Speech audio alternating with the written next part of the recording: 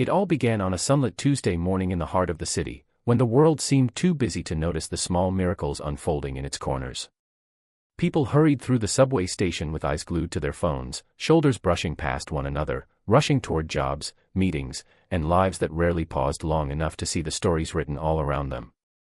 But that morning, amid the blur of footsteps and echoing announcements, one tiny object, a white stuffed bunny, tumbled from a stroller and fell to the cold, gray floor, setting in motion a chain of events that would change everything for one woman standing nearby.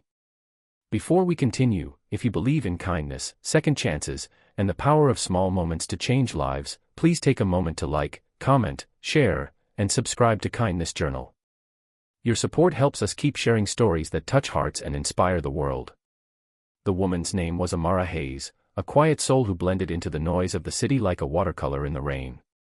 She wasn't the kind of person who turned heads when she walked into a room.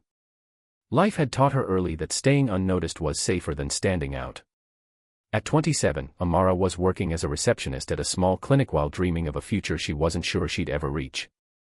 Her days felt like an endless loop: wake up in her tiny apartment, ride the subway to work, greet patients with a smile she didn't always feel, then ride the same train back home in the evening. She had grown used to the monotony, the loneliness, the quiet ache of wanting something more but never quite knowing what more even looked like. That morning, she was standing on the platform clutching a worn leather bag when she saw it happen. A man, tall and broad-shouldered, pushed a stroller through the crowd. His hair caught the sunlight streaming through the subway's dusty windows, and for the briefest moment, he looked completely out of place, too polished, too graceful for the chaos around him. The child in the stroller, a little boy with curls the color of autumn leaves, giggled as he clutched his stuffed bunny. Then, as the train roared into the station, the bunny slipped from his tiny fingers and fell unnoticed onto the platform. The man didn't see it. He was too busy maneuvering the stroller through the tide of commuters. But Amara saw. And without thinking twice, she stepped forward, picked up the toy, and hurried after them as they boarded the train. The ride felt surreal. The man stood near the doors, one hand on the stroller, the other holding the rail above his head. He looked tired, like someone carrying the weight of far too many sleepless nights. Amara hesitated for a moment before tapping his shoulder and handing him the bunny. "I think this belongs to your little one," she said softly. He turned, surprised, and for a second, their eyes met. There was gratitude there, but also something else, something unreadable, like a man who had learned to hide too much behind polite smiles. He thanked her, his voice deep but gentle, and handed the bunny back to his son, who squealed with delight. The train screeched to a halt at the next station, and the man gave her a small nod before stepping off. Just like that, he was gone, swallowed by the crowd, leaving Amara standing there with the odd feeling that she had just crossed paths with someone whose story she wasn't meant to forget. What she didn't know was that this stranger, this exhausted father with a stroller, would soon hold the power to change her life in ways she couldn't yet imagine. For the next few weeks, life returned to its usual rhythm. But Amara couldn't shake the memory of that brief encounter.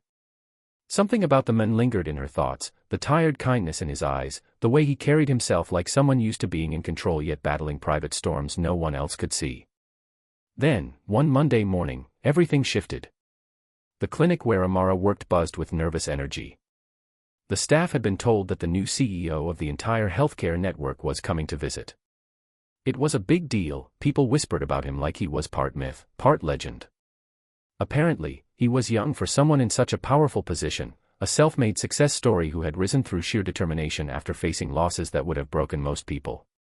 When the luxury car pulled up outside and the man stepped out, Amara felt her heart stop. It was him. The stranger from the subway. The man with the stroller. Only now he wasn't just some tired father. He was Lysander Quinn, the man everyone in the company seemed to admire and fear in equal measure. Amara stood frozen behind the reception desk as he walked in with his team. He wore the same quiet composure, the same unreadable expression, but there was no stroller this time, no little boy clutching a bunny. Only a man radiating the kind of authority that made entire rooms fall silent. He didn't recognize her. Why would he? To him, she had been just another stranger on the subway. But to Amara, it felt like the universe had drawn a circle around them both, connecting 2 points that weren't supposed to meet again.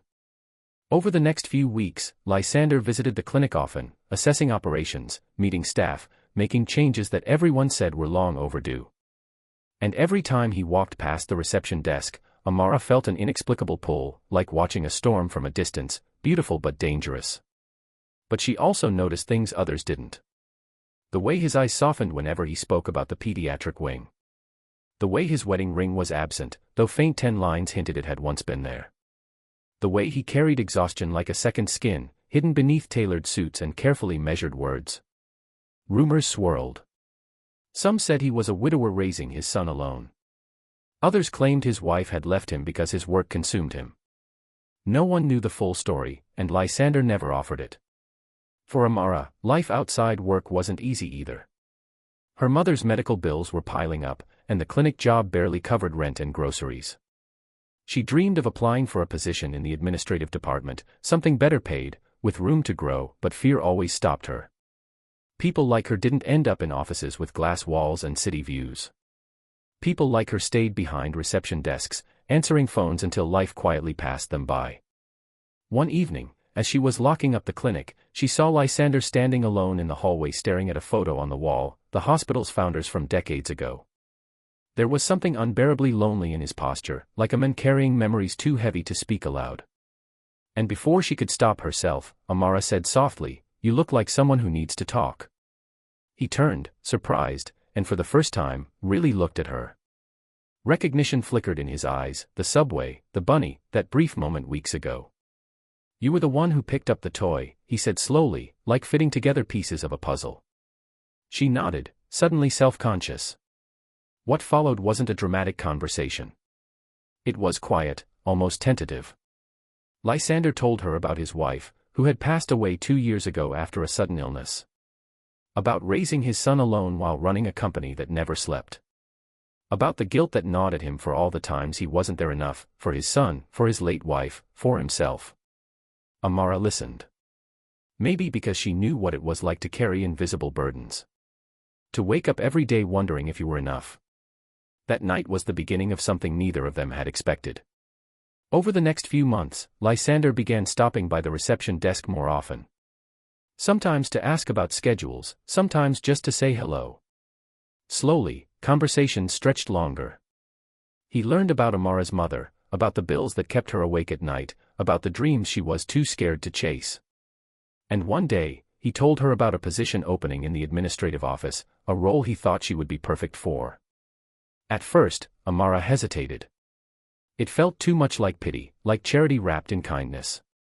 But Lysander said quietly, "Sometimes life opens a door, not because you asked, but because you're ready to walk through it." She took the job. And for the first time in years, Amara felt like she was building a life instead of just surviving one. But it wasn't just about careers or promotions. It was about two people carrying losses they didn't talk about in crowded rooms, slowly learning that healing sometimes arrives softly, in ordinary moments, a subway ride, a conversation at sunset, a child's laughter echoing down a hallway. By the time spring painted the city in colors again, Lysander wasn't just her boss. He was a father learning to live again, and Amara was a woman realizing she was stronger than every fear that had tried to keep her small. And maybe, just maybe, the universe had brought them together not by accident, but because two broken pieces sometimes recognize each other and decide to build something whole. If this story touched your heart, please take a moment to like, share, and subscribe to Kindness Journal so we can keep bringing you stories that remind the world how powerful kindness can be. And before you go, tell us in the comments, do you believe small acts can change lives in ways we never expect?